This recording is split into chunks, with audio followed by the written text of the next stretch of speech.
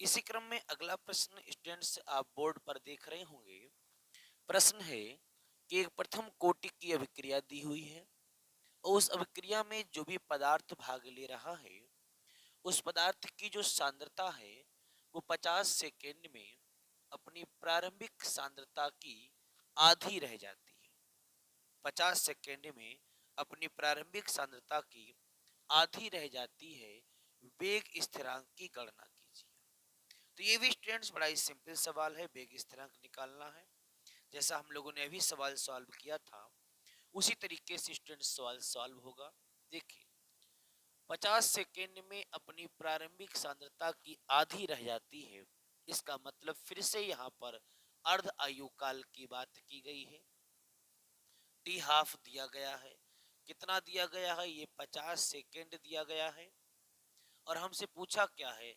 हमसे वेग स्थिरांक की गणना करने के लिए पूछा है, यानी के की बात यहाँ पर पूछी गई है।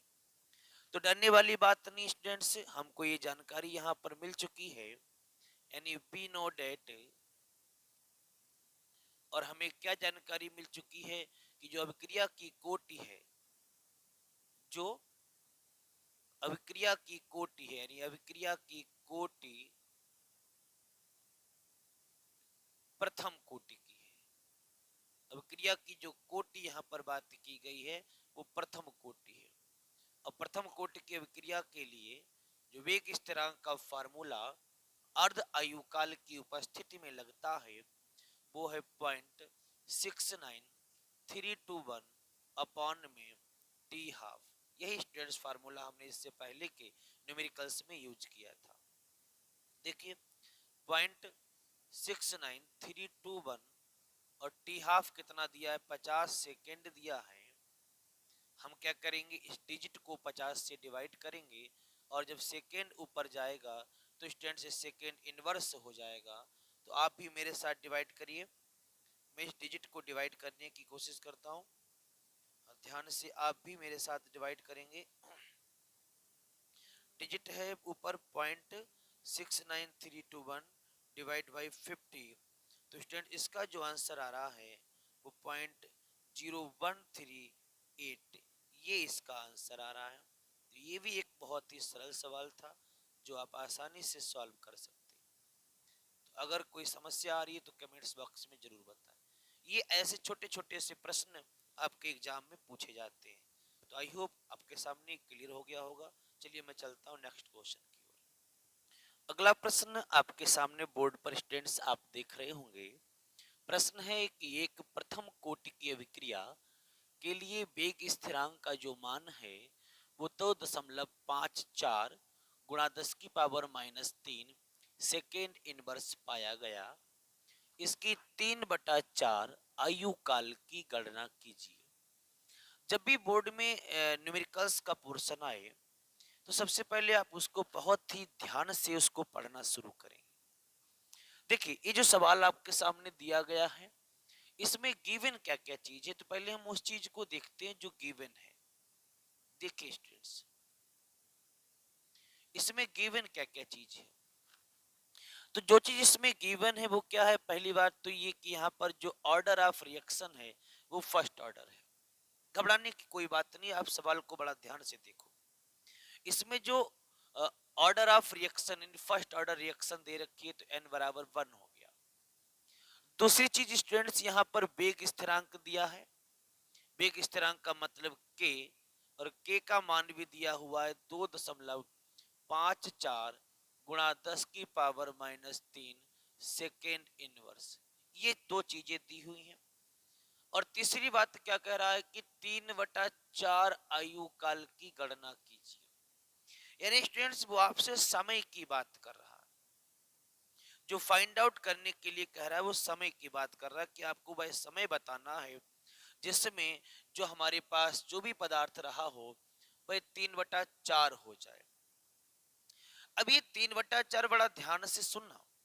कभी भी किसी सवाल में अगर ये कहा जाए कि 2/3 रह गया, 1/3 रह गया, 1/4 रह गया, तो आप ऐसे डिजिट में हमेशा प्रारंभिक सांद्रण जो कैपिटल ए कहला स्मॉल ए कहलाता है वो हमेशा एक माने।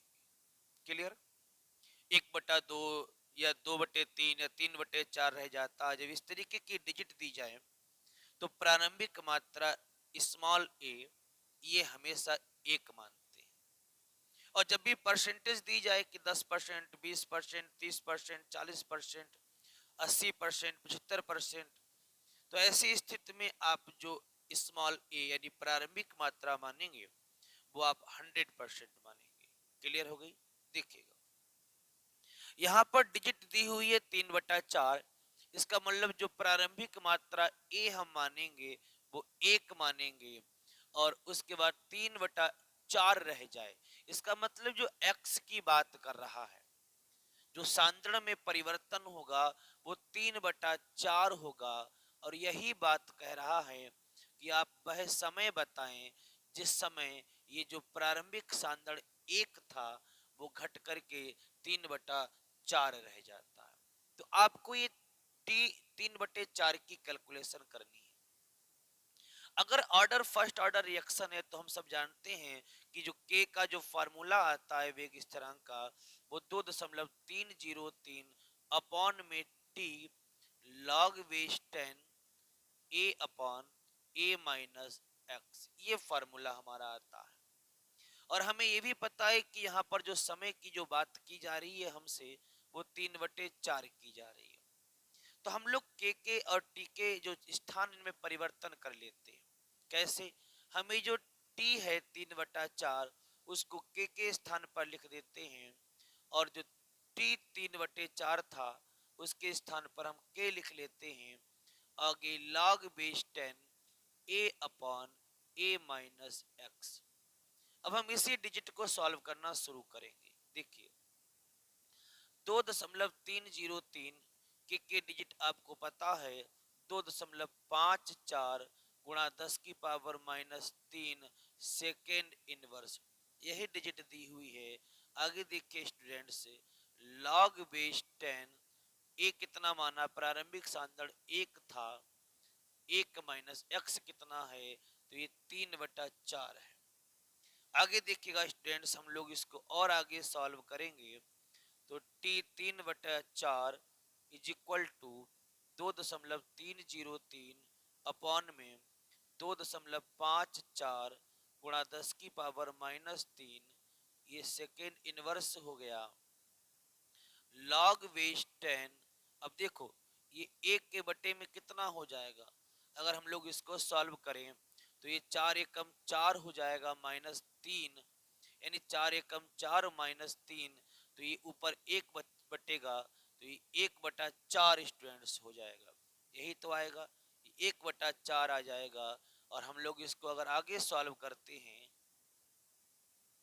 हम लोग जब इसको आगे सॉल्व करेंगे तो देखिए students T 3/4 is equal to 2.303 upon में 2.54 गुणा 10 की power -3 second inverse log base 10, ये 4 ऊपर जाएगा तो ये लॉग बेस 10 4 हो जाएगा। उसके बाद टी 3/4 2.303 अपॉन में 2.54 गुणा 10 की पावर -3 सेकेंड इनवर्स। और स्टूडेंट्स लॉग 4 का भी मान आपको पता होगा, आप टेबल से लॉग के मान को रट लीजिए स्टूडेंट्स। तो हम शॉर्ट में log 4 का मान 0.6 लिखते हैं। अब हम लोग इसकी डिजिट को सॉल्व करना शुरू करेंगे। तो स्टूडेंट्स मेरे साथ कैलकुलेशन आप भी कीजिएगा क्योंकि कैलकुलेशन मस्ट होती है।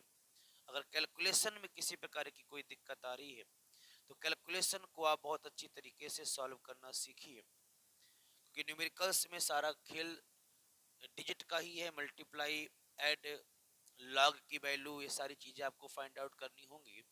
अब 2.303 की मल्टीप्लाई हम 0.6 से करते हैं। 2.303 मल्टीप्लाई 0.6 से हमने जब किया है तो ये 1.38 हमको मिला अपॉन में 2.54। और ये जो स्टूडेंट्स -3 है इसको मैं ऊपर लिख करके जाऊंगा तो ये +3 हो जाएगा। अपॉन में हम सेकेंड करते हैं फिर देखिए स्टूडेंट्स, हम मल्टीप्लाई कर लेते हैं 1.38 डिवाइड बाई 2.54, और जब इसकी मल्टीप्लाई करी स्टूडेंट तो आया 0.543 मल्टीप्लाई 10⁻³ और ये सेकेंड ऊपर जाएगा तो सेकेंड इनवर्स हो जाएगा। और अगर हम लोग स्टूडेंट्स 0.543 की मल्टीप्लाई अगर हम लोग 1000 से कर दें तो ये आपका 543 सेकेंड इनवर्स बन रहा है स्टूडेंट्स। 543 सेकेंड इनवर्स बन रहा है। तो ये आपका जो न्यूमेरिकल है स्टूडेंट्स, उसकी डिजिट आपके सामने दी हुई है। दोनों आंसर मैंने निकाल दिए हैं, तो आप दोनों में से जो चाहे सो आंसर यूज कर सकते हैं। चाहे ऊपर वाला आंसर आप चाहें तो यूज कर सकते हैं, और चाहे ये नीचे वाला आंसर जो मैंने लिखा आप उसको यूज कर सकते हैं। तो इस तरीके से हम लोग इसकी कैलकुलेशन को सॉल्व करेंगे। अगर इसमें किसी प्रकार की कोई दिक्कत आ रही है तो आप कमेंट्स बॉक्स में जरूर बताएं, और बार बार वीडियो को बैक करके देखते रहें, पुश करके देखते रहें, और अगर कोई प्रॉब्लम आ रही तो कमेंट्स बॉक्स में जरूर लिखें। चलिए हम नेक्स्ट क्वेश्चन की ओर चलते हैं। इसी क्रम में अगला सवाल आपके सामने जो बोर्ड पर आपको दिख रहा होगा, प्रश्न है, एक प्रथम कोटि की अभिक्रिया हमारे लिए दी गई है, और उस प्रथम कोटि की अभिक्रिया में कह क्या रहा है कि यदि कोई पदार्थ अपनी प्रारंभिक मात्रा का, यानी जो भी उसकी प्रारंभिक मात्रा रही होगी, उस प्रारंभिक मात्रा का 100 मिनट में वह आधा रह जाता है। प्रश्न को ध्यान से सुनना। कोई पदार्थ है, अभिक्रिया प्रथम कोटि की है, और पदार्थ प्रारंभिक मात्रा का 100 मिनट में आधा रह जाता है, तो कितने समय में वो प्रारंभिक मात्रा का 1/4 रह जाएगा। सवाल को देखना, इसमें दो कंडीशंस दी गई है। कौन कौन सी? पहली कंडीशन देखो, ये तो हमें कंफर्म हो गया, मैं यहाँ पर लिखता भी हूं कि जो अभिक्रिया की कोटि है यानी n, ये आपका दे रखा ऊपर, अभिक्रिया की कोटि स्टूडेंट्स बन दे रखी है, और कह रहा है प्रारंभिक मात्रा का 100 मिनट में आधा रह जाता है। मतलब वो आपसे कह रहा है कि मुझे अर्ध आयुकाल पता है। अर्ध आयुकाल कितना दे रखा है? तो अर्ध आयुकाल 100 मिनट दे रखा है। हम अगर इसको सेकेंड में चेंज करेंगे तो 100 की मल्टीप्लाई हम लोग 60 से कर देंगे, तो ये तुम्हारा सेकेंड में कन्वर्ट हो जाएगा। ये दो चीजें हमें पता लग गई। चूंकि अभिक्रिया प्रथम कोटि की है तो हमें अर्ध आयुकाल वाला जो डेरिवेशन है वो भी पता होना चाहिए। k इक्वल टू 0.69321 अपॉन में t हाफ, ये हमको पता होना चाहिए। फिर देखिए स्टूडेंट्स, k इक्वल टू 0.69321 और t हाफ की वैल्यू हमें पता है 100 मल्टीप्लाई 60 सेकेंड। ये के ऊपर सेकेंड ऊपर जाएगा तो ये सेकेंड इनवर्स हो जाएगा। बाकी स्टूडेंट्स आप भी इसकी मल्टीप्लाई करके देखिए, और मैं भी इसकी मल्टीप्लाई करके देखता हूँ कि हमको यहाँ पर कितना मान मिल रहा है के का। 0.69321 और डिवाइड हम इसको कर देते हैं 100 मल्टीप्लाई 60 से, तो जो हमको आंसर मिल रहा है बच्चों 0.0011, ये हमको के की वैल्यू यहाँ से प्राप्त हो गई। आई होप यहाँ तक आपको आसान लगा होगा, यहाँ तक कोई दिक्कत नहीं है। सारी चीजें आपके न्यूमेरिकल्स में गिवन थी। कोटि भी हमें पता है, अर्धायु काल का मान भी दिया हुआ था 100 मिनट, हमने उसको तुरंत सेकेंड में कन्वर्ट कर लिया। और हमें ये भी पता है कि जब अर्धायु काल दिया होता है तो जो वेग स्थिरांक का फार्मूला है वो 0.69321 अपॉन में टी हाफ होता है। हम लोगों ने क्या किया, टी हाफ की वैल्यू पुट करके के मान को फाइंड आउट कर लिया। इतनी बात क्लियर हो गई। फिर सवाल में क्या कह रहा है, सवाल में आगे देखिएगा, कह रहा तो कितने समय में प्रारंभिक मात्रा का 1/4 रह जाएगा। अभी हमने इससे पहले बताया था स्टूडेंट्स आप लोगों के लिए कि अगर डिजिट 1/2, 1/3, 1/4, 2/3 इस तरीके से दी हुई हो तो जो प्रारंभिक मात्रा मानी जाती है वो 1 मानी जाती है।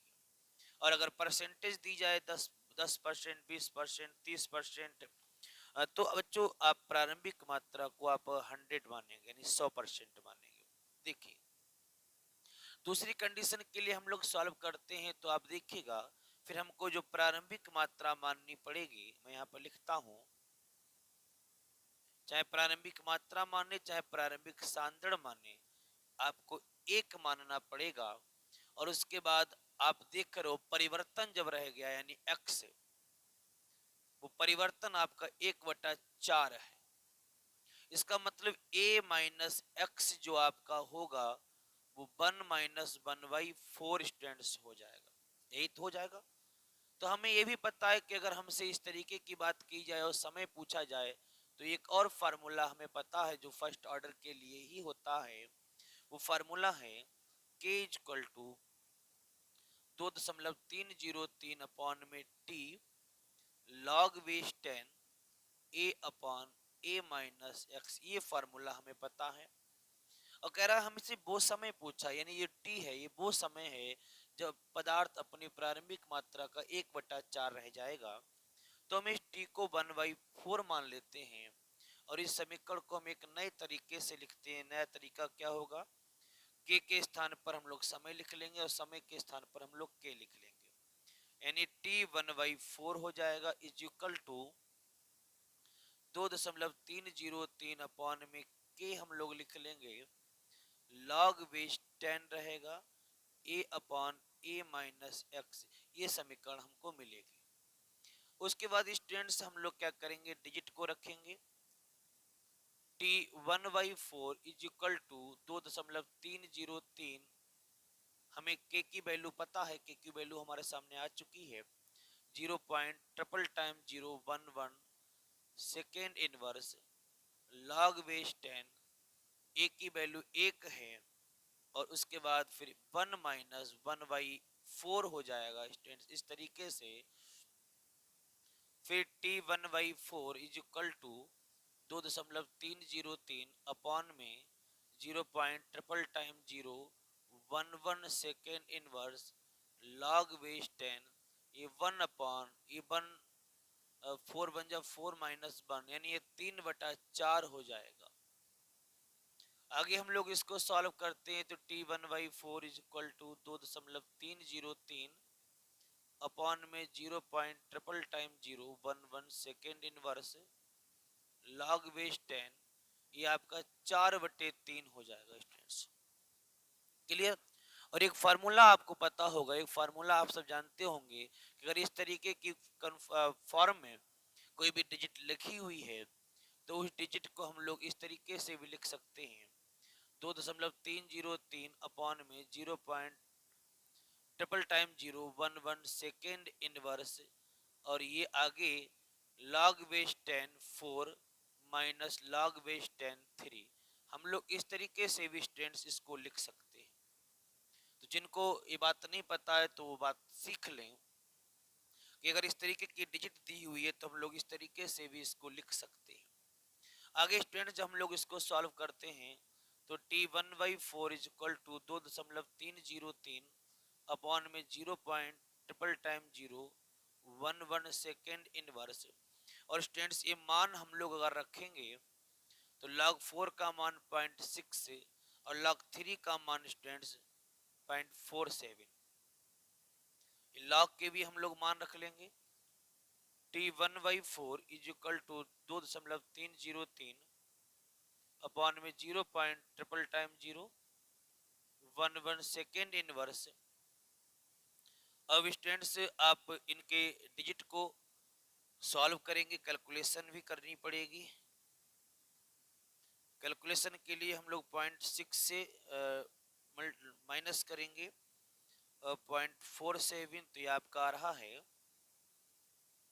0.13 t 1/4 इज इक्वल टू, अब मैं इस डिजिट की और इस डिजिट की मल्टीप्लाई कर लेता हूँ 2.303 मल्टीप्लाई 0.13, तो ये आपका आ रहा है 0.299 अपॉन में 0.00011 सेकेंड इनवर्स।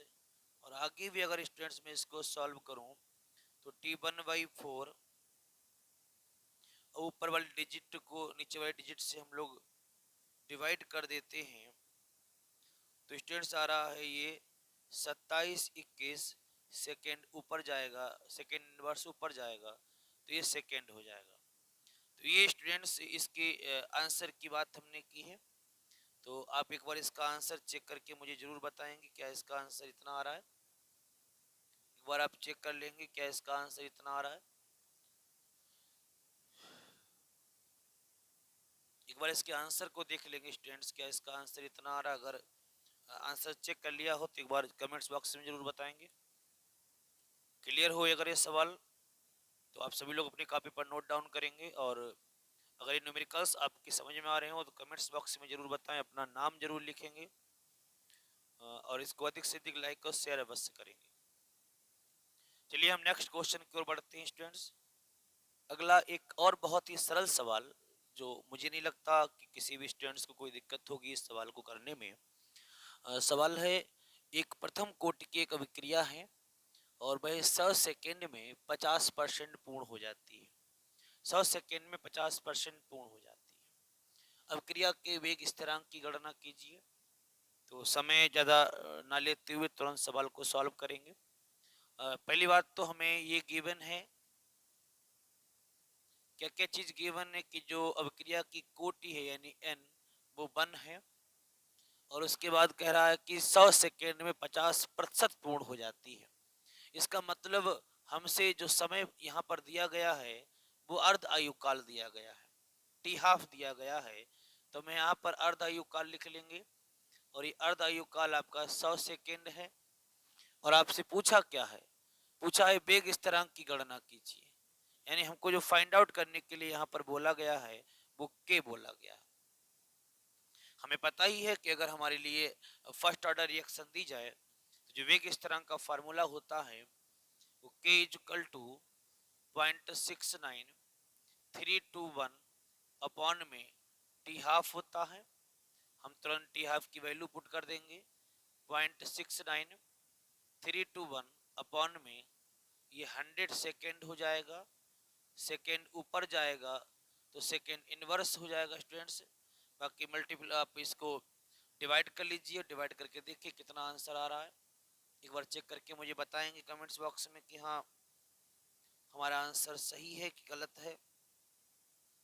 ऊपर डिजिट है 0.69321 डिवाइड बाई 100, तो जो आंसर आ रहा है 0.0069।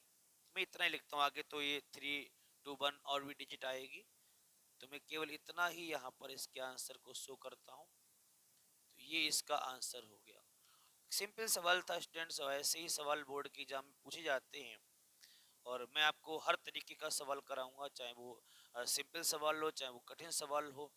और एक श्रृंखला जो हमने शुरू करी है उस श्रृंखला का उद्देश्य यही है कि आपसे बोर्ड में कोई भी सवाल मिस ना हो, और आप न्यूमेरिकल के पोर्शन में जो डर आपके अंदर में भरा हुआ है, जो आप डरते हैं कि न्यूमेरिकल्स का पोर्शन बड़ा कठिन आता है, न्यूमेरिकल्स हम नहीं कर पाएंगे, तो अगर आप केवल मेरी वीडियोस को देखते हैं, जितनी न्यूमेरिकल्स की वीडियोस में बनाऊंगा, तो सारे न्यूमेरिकल्स आपको यहीं से मिल जाएंगे कि न्यूमेरिकल्स को रट लीजिएगा और न्यूमेरिकल्स से आपकी छुट्टी हो जाएगी। चलिए मैं बढ़ता हूँ नेक्स्ट क्वेश्चन की ओर। एक और बड़ा ही मजेदार सवाल, और जहाँ तक मैं समझता हूँ कि बोर्ड के एग्जाम की दृष्टि से बड़ा ही इम्पोर्टेंट रहने वाला है, तो आप इस पर इम्पोर्टेंट लगा लेंगे कि ये क्वेश्चन कहीं ना कहीं आपके लिए इम्पोर्टेंट हो सकता है, और ये क्वेश्चन बहुत ही ज़्यादा डिमांड में है, और मेरे अकॉर्डिंग तो ये अब तक का कराया गया सबसे इम्पोर्टेंट प्रश्न होगा। प्रश्न को ध्यान से केयरफुली आप इसको रीड करेंगे। प्रश्न है कि सिद्ध कीजिए कि एक प्रथम कोटि की अभिक्रिया को 3/4 पूर्ण होने में लगा समय अर्ध क्रिया पूर्ण होने में लगे समय का 2 गुना होता है। अब यहाँ पर दो चीजें हैं। दो चीजें क्या हैं, ध्यान से फिर एक बार सवाल को केयरफुली मैं आपको समझाने की कोशिश करता हूँ। सवाल में कह रहा है कि सिद्ध कीजिए कि प्रथम कोटि की एक अभिक्रिया को 3/4 पूरे होने में लगा समय। मैं मान लेता हूं कि जो समय लगेगा टी 3/4 पूरा होने में, तो वो टी 3/4 ही मैंने मान लिया। कह रहा है कि ये जो समय यानी जब कोई अभिक्रिया 3/4 पूरी होगी तब जो समय होगा यानी t3/4 वो अर्ध क्रिया के पूरा होने में, यानी अर्ध क्रिया का मतलब आधी अभिक्रिया, तो अर्ध क्रिया के पूरा होने में लगा समय। आप सब जानते हैं जब अर्ध अभिक्रिया होती है तो टी हाफ की बात आती है, और टी हाफ लगे समय अभिक्रिया पूर्ण होने में लगे समय के 2 गुना होता है, यानी इसका 2 गुने के बराबर है। ये कंडीशंस आपसे पूछी गई है। क्लियर? फिर एक बार देख लीजिएगा। फिर क्वेश्चन है कि सिद्ध कीजिए कि प्रथम कोटि की एक अभिक्रिया को 3/4 पूरा होने में लगा समय, यानी टी 3/4 हमने लिख लिया।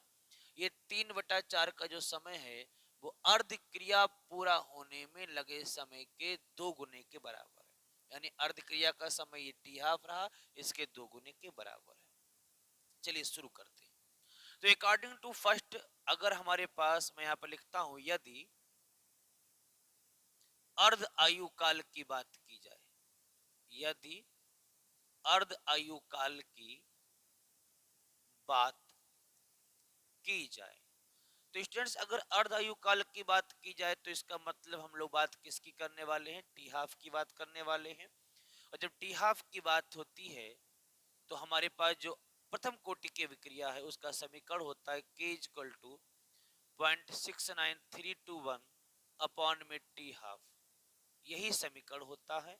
और हम इसको क्या करते हैं, यहीं पर छोड़ देते हैं और इसको इक्वेशन नंबर 1 मान लेते हैं। क्लियर? फिर क्या कह रहा है, अब 3/4 की बात की जाए, यानी यदि 3/4 आयु काल की बात की जाए, यानी अब हम लोग उस समय की बात करेंगे जब 3/4 की बात आएगी। तो मैं एक काम करता हूं, ऐसी कंडीशन में आपको a मानना पड़ेगा 1 और a माइनस एक्स मानना पड़ेगा कितना, 3/1 माइनस 3/4, क्योंकि x कितना हो जाएगा, 3/4 हो जाएगा। अब फिर से k की वैल्यू पुट आप निकालेंगे, k इक्वल टू 2.303 अपॉन में t लॉग बेस 10 हो जाएगा, ये a upon a minus x हो जाएगा।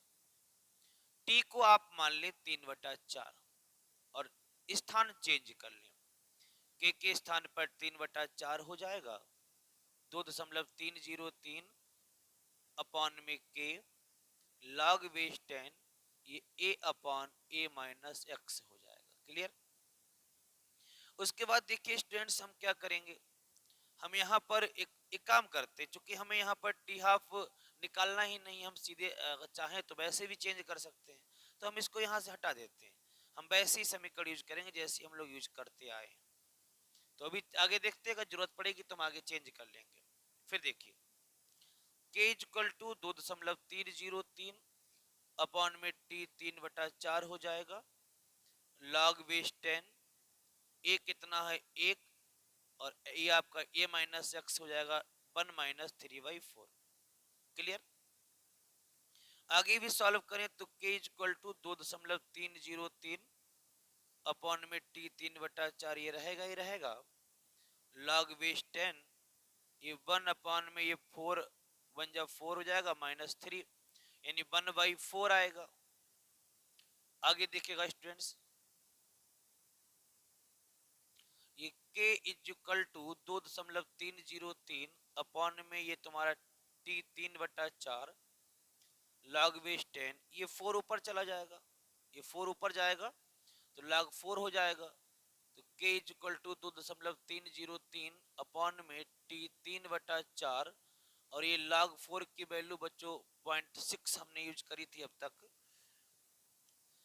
अब हम लोग इसको डिजिट को मल्टीप्लाई करें, 2.303 मल्टीप्लाई 6 से अगर हम लोग कर लिया, ऐसा करते हैं इसको यहीं पर छोड़ देते हैं, इसको यहीं पर छोड़ देते हैं, ये समीकरण नंबर 2 हो गई। अब चूंकि फर्स्ट ऑर्डर रिएक्शन है तो फर्स्ट ऑर्डर रिएक्शन के लिए शर्त क्या होती है कि दोनों जो वेग स्थिरांक वो इक्वल होंगे, ये फर्स्ट ऑर्डर रिएक्शन की शर्त है। फर्स्ट ऑर्डर रिएक्शन की शर्त ये होती है कि जितने भी वेग स्थिरांक आप निकालेंगे वो सभी वेग स्थिरांक कैसे होंगे, इक्वल होंगे। तो इसका मतलब k इक्वल टू के हो जाएगा, k इक्वल टू के हो जाएगा। जाहिर सी बात है, आप इसको सॉल्व करके देखिए, k इक्वल टू स्टूडेंट्स के हो जाएगा। अब हम लोग इसको सॉल्व कैसे करेंगे, तो k की वैल्यू अभी कितनी आई है, 2.303 अपॉन में t 3/4, ये 0.6 इक्वल टू पहले के का मान क्या था 0.69321 अपॉन में ये टी हाफ हो गया। और अब हम क्या करेंगे स्टूडेंट्स, मल्टीप्लाई कर लेंगे। कैलकुलेशन स्टूडेंट्स अपने आप करना शुरू करिए, तो कैलकुलेशन करके देखो कितना इसमें डिजिट निकल करके आ रही है। देखिए इसकी मल्टीप्लाई होगी तो ये टी 3/4 हो जाएगा, मल्टीप्लाई 0.693, ये यहाँ पर 2 रह गया, 2 1 यहाँ पर हम लोग लिखेंगे, और इक्वल टू में क्या हो जाएगा 2.303 मल्टीप्लाई 0.6 गुणा ये टी हाफ हो गया। फिर देखो student t 3/4 equal to 2.303 multiply 0.6 गुणा टी हाफ, और इसके डिवाइड में रहेगा 0.69321। फिर देखो स्टूडेंट्स टी 3/4 हम ऊपर वाले डिजिट की मल्टीप्लाई कर लेते हैं, तो ये आपका ऊपर आ रहा है 0.6 की मल्टीप्लाई करने पर 1.38 टी हाफ, और अपॉन में है 0.69321। तो हम लोग इसको स्टूडेंट से डिवाइड करेंगे तो ये आपका आ जाएगा t 3/4 equal to 1.99 t half आ रहा है स्टूडेंट, ये आ रहा है। जाहिर सी बात इक्वल है, हम लोग सीधे 1.99 को t 3/4 is equal to 2 t half कर सकते हैं, तो यही हमसे पूछा भी गया है। तो स्टूडेंट्स ये क्वेश्चन था जो मैंने आपके लिए बता दिया। बड़ा सिंपल सवाल है, तो चूंकि समय के अभाव में मैं अभी आपको केवल ये 14 तक की क्वेश्चन करा रहा हूँ, और उम्मीद करूंगा कि मैं 15 से लेकर के 10 तक, सॉरी 20 तक या 20 प्लस नियर अबाउट के क्वेश्चंस मैं बहुत जल्द ही अपलोड कर दूंगा। तो ये यहाँ तक 14 तक के क्वेश्चन कंप्लीट हो गए, तो आप एक बार इनको अच्छी तरीके से प्रिपेयर कर लीजिए, और कहीं पर भी कोई भी दिक्कत आ रही है तो कमेंट्स बॉक्स में जरूर बता दें, ताकि जो भी आपकी प्रॉब्लम्स है मैं उसको आराम से सॉल्व कर सकूं। इसको लाइक करिए, शेयर करिए, अपने दोस्तों में बताइए, और जो स्टूडेंट्स दूर दराज के क्षेत्रों में हैं, जो कोचिंग्स वगैरह नहीं पढ़ सकते हैं, तो उनके लिए वीडियोस बड़ा हेल्पफुल रहने वाली है। कॉलेजेस ग्रुप में शेयर करिए, टीचर्स को भी बताइए, ताकि वो इस वीडियोस को अपने नॉलेज के जो बच्चे हैं उनको पहुंचा सके वहां तक, और एक उनको बेनिफिट मिल सके। एग्जाम का समय चल रहा है। चलिए, thanks for watching this video, मुझे स्कूल भी निकलना है। Good bye, take care.